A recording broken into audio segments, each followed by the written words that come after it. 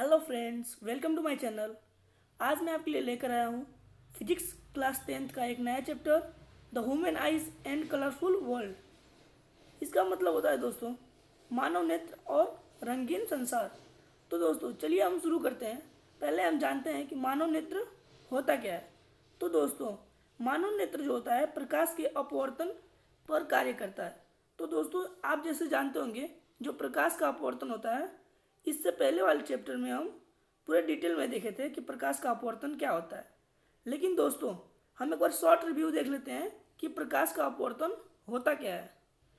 तो दोस्तों प्रकाश का अपवर्तन, जब एक किरण एक माध्यम से दूसरे माध्यम में जाती है तो वह अपने अविलंब की तरफ झुक जाती है, उसे ही हम प्रकाश का अपवर्तन कहते हैं। तो दोस्तों आई थिंक ये आपको समझ में आ गया होगा कि प्रकाश का अपवर्तन क्या होता है। तो दोस्तों जो मानव नेत्र होता है वो प्रकाश के अपवर्तन पे ही कार्य करता है।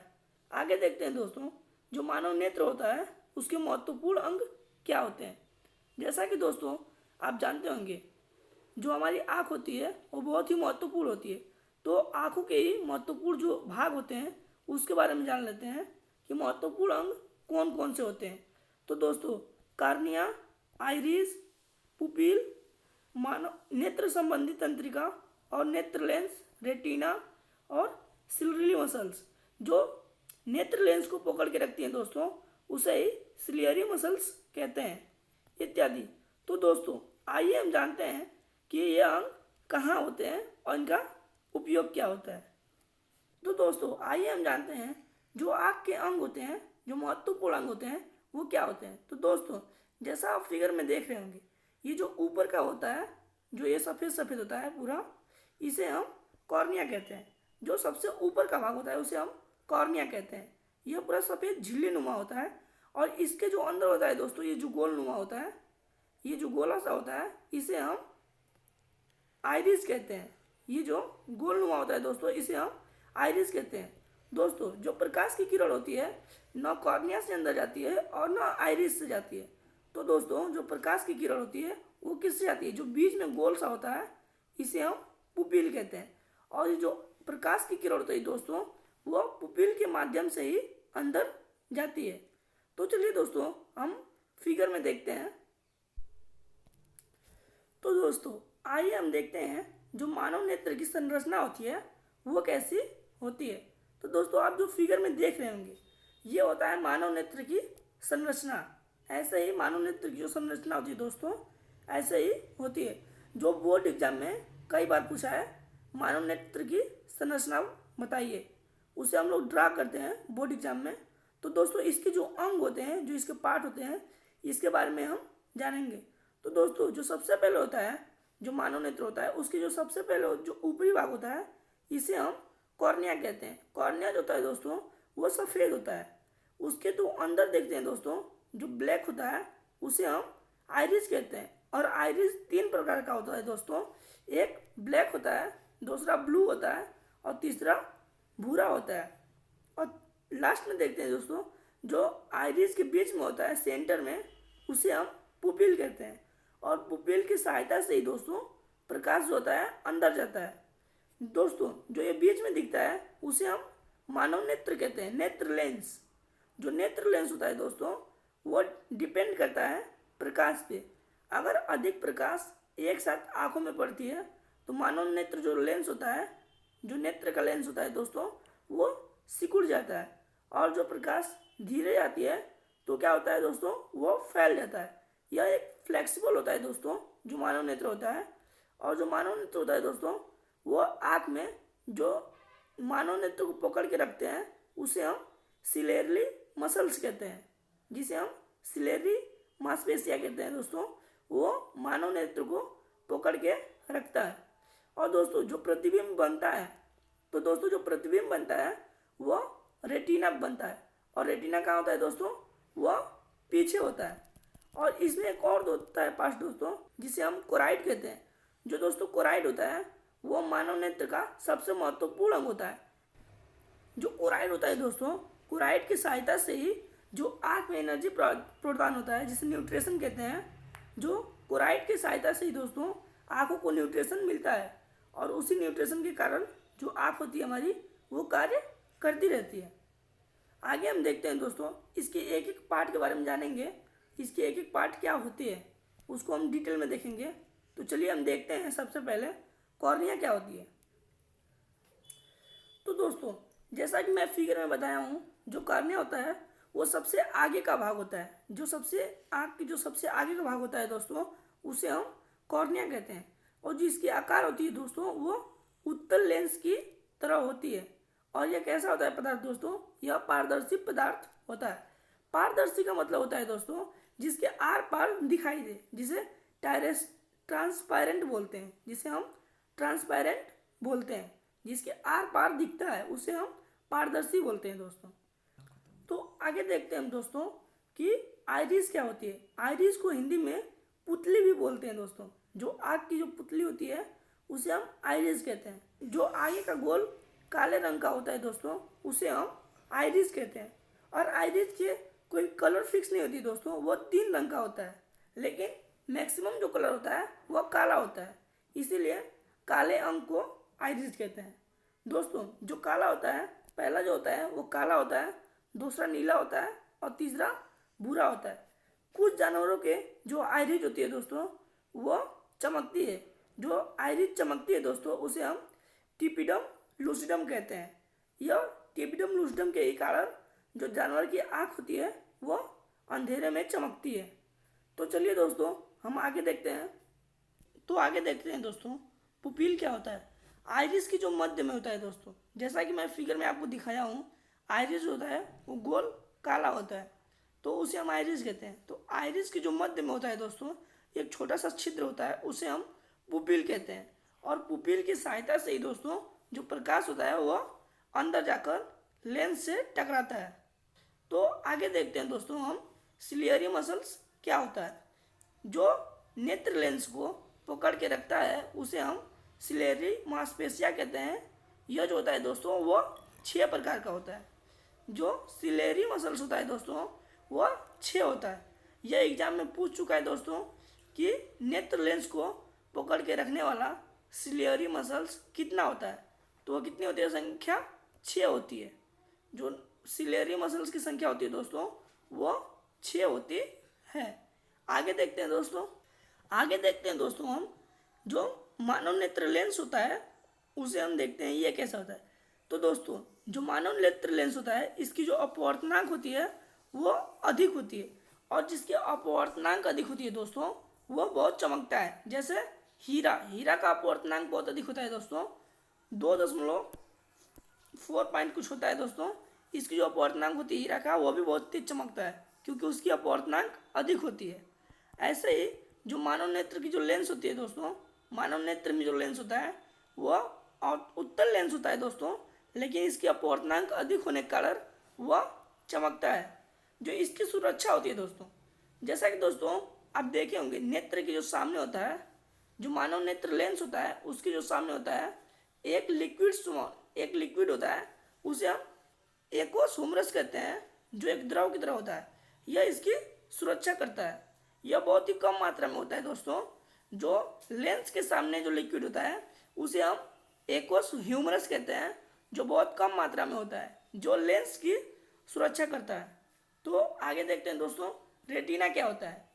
तो दोस्तों जो रेटिना होता है यह लेंस के पीछे होता है, और यह जो रेटिना होता है दोस्तों इसी पर प्रतिबिंब बनता है। रेटिना के जो बिल्कुल मध्य होता है दोस्तों, तो दोस्तों जैसा आप जानते होंगे जो रेटिना होता है उस पर प्रतिबिंब तो बनता है, लेकिन जो बिल्कुल अस्पष्ट प्रतिबिंब बनता है दोस्तों उसे हम मैकुला कहते हैं। जो रेटिना के बिल्कुल मध्य में होता है मैकुला। तो एग्जाम में कई बार पूछा है दोस्तों कि रेटिना के किस पॉइंट पे प्रतिबिंब जो होता है स्पष्ट बनता है, तो वो मैकुला होता है दोस्तों। वहाँ पर जो प्रतिबिंब बनता है बिल्कुल स्पष्ट बनता है। तो दोस्तों इसके जो अंदर इसकी जो सुरक्षा करता है रेटिना का, उसे हम विक्टस ह्यूमरस कहते हैं। यह अधिक मात्रा में द्रव होता है दोस्तों। जो विक्टस ह्यूमरस होता है वो अधिक द्रव होता है, और विक्टस ह्यूमरस के कारण ही दोस्तों जो होता है आँख का जो साइज होता है, शेप होता है, आकार होता है दोस्तों, वो गोल होता है। तो यह भी एग्जाम में पूछा है दोस्तों कि आँख का आकार गोल क्यों होता है, तो वो विक्टर्स ह्यूमरस के कारण आँख का आकार जो होता है दोस्तों वह गोल होता है। चलिए हम आगे देखते हैं। तो आगे देखते हैं दोस्तों, जो ऑप्टिकल नर्व होता है जिसे हम नेत्र संबंधी तंत्र क्या कहते हैं, या आप ऐसे ही बोल सकते हैं जो आंखों का नस होता है वह क्या होता है। तो दोस्तों जो आंखों का नस होता है वह दो प्रकार का होता है, एक कोन होता है, दूसरा रॉड होता है। जो कोन होता है उसे हम शंकु कहते हैं और जो दूसरा होता है रॉड उसे हम रॉड ही कहते हैं। यह नस होता है दोस्तों, कोन और रॉड। तो दोस्तों पहले हम जानते हैं कोन नस क्या होती है, जिसे हम कोन नर्व बोल सकते हैं, यह क्या होती है। तो दोस्तों जो कोन नर्व होती है वो रंगों को पहचानने में उसकी मदद करती है, और इसकी कमी से दोस्तों हम जो कलर विजन होता है रोग इसके कोन के कमी से ही होता है। जब कोन नर्व होता है दोस्तों, जो कोन का नस होता है, अगर उस पर कोई भी प्रभाव पड़ता है दोस्तों तो यह कलर विजन का जो होता है दोस्तों रोग वह होता है। आगे देखते हैं जो रॉड होता है दोस्तों, यह रॉड क्या होता है। तो दोस्तों जब यह अंधेरा और प्रकाश से संबंधित रोग होता है दोस्तों, मतलब या तो अंधेरा और जो प्रकाश होता है दोस्तों इससे यह संबंधित रोग होता है, और इसके प्रभाव से रतौंधी रोग होता है।